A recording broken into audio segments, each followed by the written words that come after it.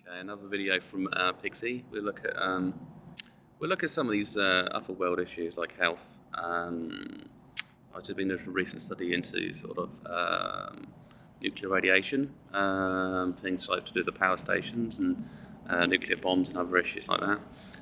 Most of the health problems like cancer and other issues where your body breaks down isn't from some genetic abnormality.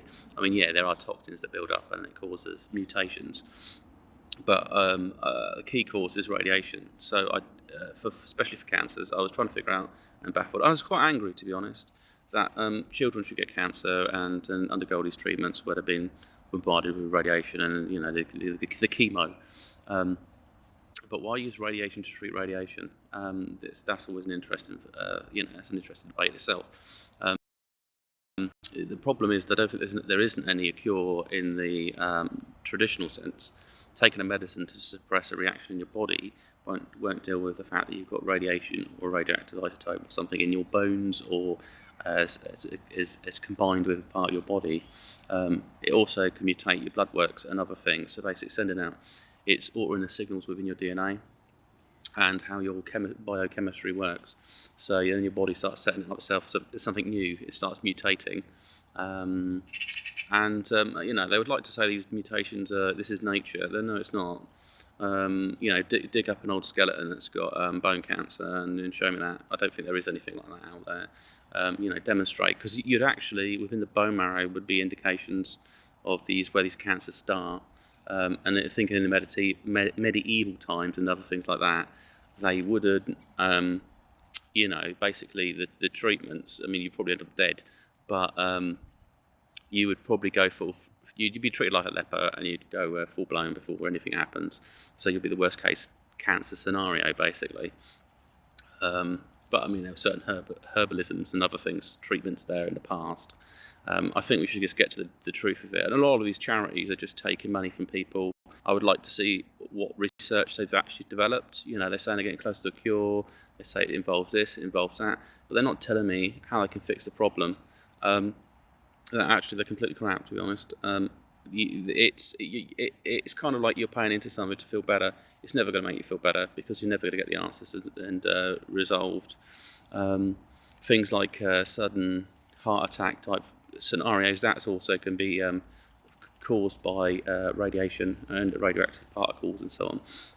Now, looking at sort of nuclear power in itself, its primal function is its byproducts are used in nuclear type weapons and devices. There are cleaner energy. We won't use it because politics dictate that we want something that we can create energy and we'll appease the masses, but we create a war machine at the same time. It's quite a sick society because it just wants people to be in a debt and that way enslaved to a responsibility of dictatorship, that you follow it and you do what the government requires you.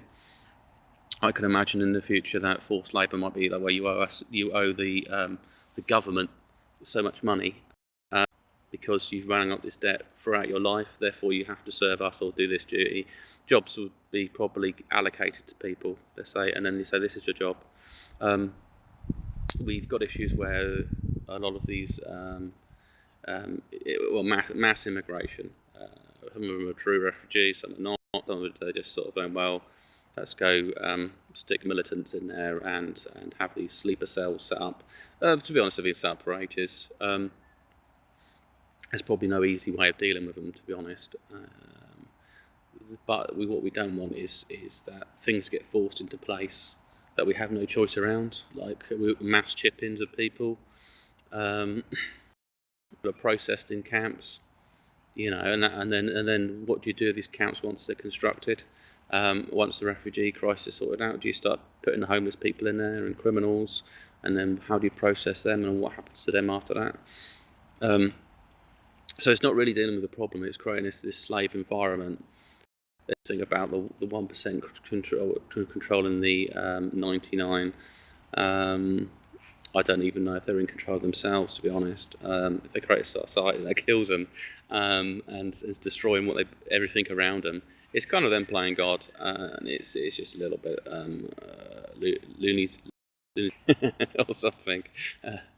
It's just, I don't know. It just seems like a pointless power trip. There's a whole freaking universe out there to explore and to develop.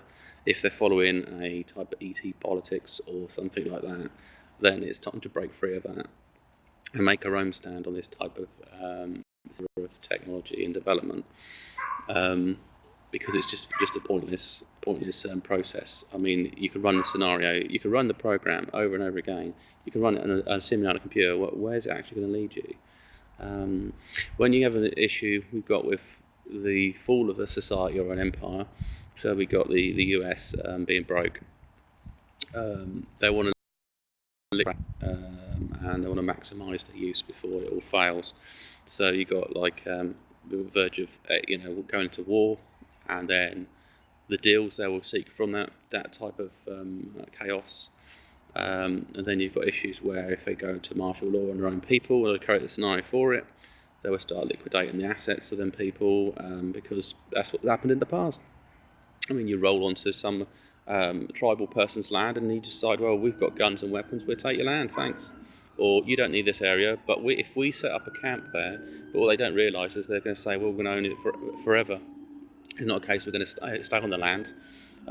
We're now the new landlords, and then the boundaries expand, and then you just squeeze out your enemy. It's like a cuckoo taking over the nest. I think this mentality needs to change a lot on this, but going back to my previous video, this is about sort yourself out. So that's all that matters. And then setting up your own programs or your reality or your understanding. Do what's best for yourself. Work around your own health. I would advise using things that will boost your own healing capacity. If you rely on external sources, then your body's already failing, and then your body will stop coping and just let you deal with an external source to try to fix the problem. And then if the external source no longer exists or becomes ineffective, then you're basically yo-yoing. You're going to a more extreme state. It's a bit like, some conditions can't be helped. Like you say, you've got diabetes and you need to constantly take injections for injections. Because you become reliant on it, if something happens to that insulin, then you're kind of in a bad position whereby can your body cope if suddenly you couldn't have it for a while? What would be the impact of that? So it's interesting the way this world's unfolding, this reality, and just remember it's just like a program, like a computer game. It's just like one reality.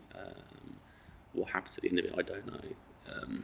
But I'm hoping this also improves. We can't go on a bit like this. There's also crackpot corporations just trying to divide the world and own everything. It goes to this external cube type social structures created. I mean, I mentioned before about Shartan and disciplines of that, and that's of self, and then you apply them to a society. So you've got the different structures, caste structures, and so on. And then outside of that is the business structures and so on within that. So that's fine. All right, pick yourself. Bye.